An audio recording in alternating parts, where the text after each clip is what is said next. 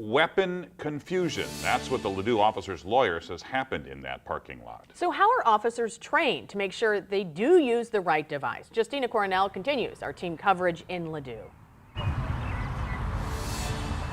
That attorney says that this shooting was an accident and weapon confusion happens quite often. He says there's a whole body of research behind this since it deals with muscle memory. Today I spoke to an ex-cop who says that experienced officers should be able to tell the difference even in stressful situations.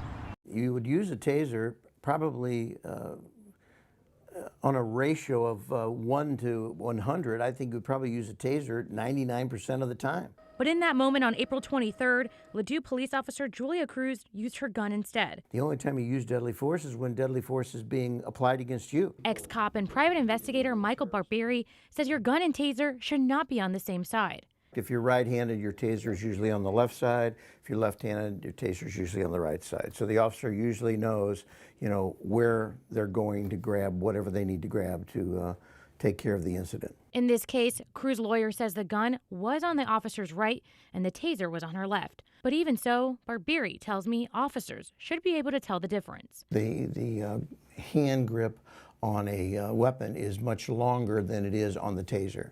So, and that may be the identifying feature of whether or not, you may be aware of what you're grabbing. Even though police officers train constantly for these type of situations, Barbieri says he can't predict what the officer was thinking in that moment. So it just really depends upon the circumstance. You hate to second guess police officers in critical situations because nobody knows what they're thinking or what's going on unless you've actually been there. Cruz's lawyer says that before this incident, she's never pulled out her gun or taser. According to her lawyer, she's also won a life-saving award for saving a shooting victim at another Schnucks. Reporting in Ladue, Justina Coronel, 5 on your side.